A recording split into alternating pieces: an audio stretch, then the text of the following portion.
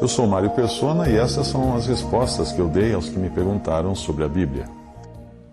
Você perguntou se não seria possível você viver sozinho aprendendo apenas a Bíblia. A ideia de que nós precisamos apenas da Bíblia e de nada e de ninguém para sermos edificados na fé pode soar até espiritual, mas não é correta, não é uma ideia bíblica. Evidentemente, a palavra de Deus é proveitosa para ensinar, para redarguir, para corrigir, para instruir em justiça. Mas será que foi assim que Deus determinou que nós precisássemos apenas da palavra de Deus e nada mais? Bem, se nós prestarmos atenção em todo o texto de onde eu acabei de tirar esse trecho de que a palavra de Deus é proveitosa para ensinar, para redarguir, para corrigir, para instruir em justiça, se nós pegarmos o contexto todo, nós veremos algo mais. 2 Timóteo 3, 14 a 17. Tu, porém, permaneces naquilo que aprendeste e de que foste inteirado, sabendo de quem o tens aprendido, e que desde a tua meninice sabes as sagradas escrituras, que podem fazer-te sábio para a salvação pela fé que há em Cristo Jesus. Toda a escritura é divinamente inspirada e proveitosa para ensinar, para redarguir, para corrigir, para instruir em justiça, para que o homem de Deus seja perfeito e perfeitamente instruído para toda boa obra. Observe que Timóteo havia aprendido as sagradas escrituras desde criança da sua mãe Eunice e da sua avó Loide, duas mulheres que cumpriram o seu papel ao ensinarem a palavra, ou a escritura era o Antigo Testamento na época, ao pequeno Timóteo. Portanto, Deus usou pessoas para ensinar as escrituras a Timóteo. Se nós formos a Atos 8, iremos encontrar um homem lendo Isaías na sua carruagem. Ele tem o Antigo Testamento que ele tinha. Ele tem Isaías, ele está lendo Isaías. Mas aí nós vemos que Filipe, guiado pelo Espírito Santo, é levado a encontrar aquele viajante e perguntar a ele se ele entendia o que ele estava lendo. Atos 8:30. Entendes tu o que lês? E ele disse: Como poderei entender se alguém não me ensinar? Aquele homem tinha as Escrituras. Ele tinha as Escrituras. Você podia falar assim, bom, ele tinha as Escrituras, então tinha tudo. Mas ele dependia de alguém para lhe ensinar. Filipe é o evangelista que faz isso e o homem se converte a Cristo. Em Atos 11, nós encontramos outros pregando o evangelho em Antioquia e vendo os resultados disso na conversão de muitas pessoas. Os que se convertem passam então a ser ajudados por Barnabé, que os encoraja a permanecerem no Senhor, e depois manda vir Paulo para ajudar no ensino da palavra.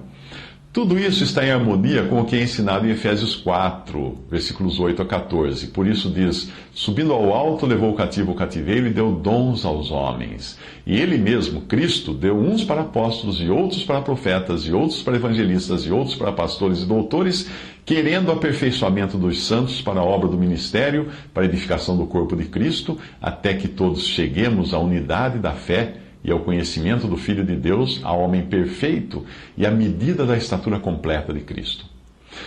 O desejo de Deus não foi que as pessoas tivessem apenas acesso à sua palavra, mas ele providenciou para que pessoas fossem capacitadas com dons, apóstolos, profetas, evangelistas, pastores, mestres ou doutores, para pregar e ensinarem essa mesma palavra a outras pessoas, para que houvesse a edificação do corpo de Cristo. Portanto, você não pode simplesmente dispensar aqueles que Cristo não considerou como supérfluos e falar assim, não, eu tenho a Bíblia me basta.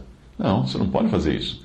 Portanto, você precisa sim da palavra de Deus, mas no modo como Deus estabeleceu todas as coisas, e você irá precisar também dos dons para ouvir essa mesma palavra e entendê-la. Evidentemente, se você estiver numa ilha deserta, apenas com uma Bíblia nas mãos, o Espírito Santo fará o necessário para você conhecer o que ele deseja que conheça. Mas em condições normais, é assim que funciona. A palavra é pregada e ensinada por homens dotados pelo próprio Senhor Jesus para fazê-lo. Hoje nós não temos mais apóstolos e profetas como existiam no início da igreja para nos legarem os fundamentos e doutrinas. Mas já temos o volume completo da revelação de Deus, e os dons de evangelista, pastor e mestre ou doutor continuam, por meio dos quais o Espírito Santo faz a sua palavra, que já está hoje escrita, chegar à nossa mente e coração. Desfrute deles para o seu aprendizado, seja ouvindo-os ao vivo, seja em gravações ou por meio dos escritos. Obviamente, o padrão pelo qual você deve julgar todas as coisas continua sendo as Escrituras, a palavra de Deus. E você deverá sim julgar tudo o que as pessoas ensinarem, até o que eu digo aqui, para você não ser enganado por apóstolos fraudulentos ou hereges em busca de discípulos. Mas não caia no erro de pensar que não precisa de pessoas que lhe preguem o Evangelho, que lhe ensinem, caso você não seja convertido, ou que lhe ensinem a doutrina dos apóstolos, caso você já seja convertido, porque você diz que já tem a Bíblia, é tudo que eu preciso.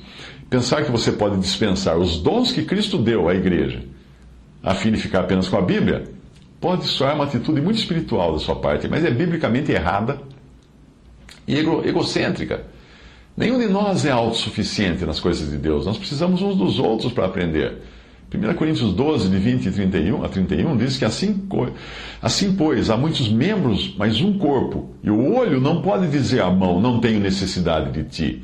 Nem ainda a cabeça aos pés, não tenho necessidade de vós. Ora, vós sois corpo de Cristo e seus membros em particular. E a uns pôs Deus na igreja, primeiramente apóstolos, em segundo lugar profetas, em terceiro lugar doutores, depois milagres, depois dons de curar, socorros, governos, variedades de línguas. Porventura, são todos apóstolos, são todos profetas, são todos doutores, são todos operadores de milagres, têm todos o dom de curar, falam todos diversas línguas, interpretam todos. Portanto, procurai com zelo os melhores dons e eu vos mostrarei um caminho ainda mais excelente.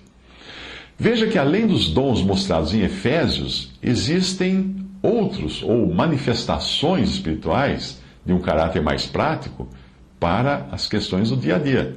E antes que você me pergunte como procurar com zelo os melhores dons, entenda que Paulo não está escrevendo a indivíduos, mas está escrevendo a uma assembleia ou igreja. Não se trata do cristão procurar os melhores dons para recebê-los. Eu quero esse dom, eu quero esse, eu quero aquele. Não é isso. Mas a Assembleia identificar no seu meio os melhores dons para coletivamente desfrutar dos melhores dons. E os melhores dons são aqueles que edificam toda a Assembleia e são exercidos em amor e não em vaidade, exaltação própria. Veja que ele continua o assunto no capítulo 14, versículo 1 de 1 Coríntios. Segui o amor e procurai com zelo os dons espirituais ou manifestações espirituais, mas principalmente o de profetizar. E aqui o sentido é de proferir a palavra, ou seja, transmitir, ser porta-voz da palavra. Porque o que fala em língua desconhecida não fala aos homens, senão a Deus, porque ninguém o entende. Em espírito fala mistérios, mas o que profetiza fala aos homens para edificação, exortação e consolação. O que fala em língua desconhecida edifica-se a si mesmo, mas o que profetiza edifica a igreja. Por aí você já viu, já deu para perceber quais os dons que o apóstolo considerava melhores dons.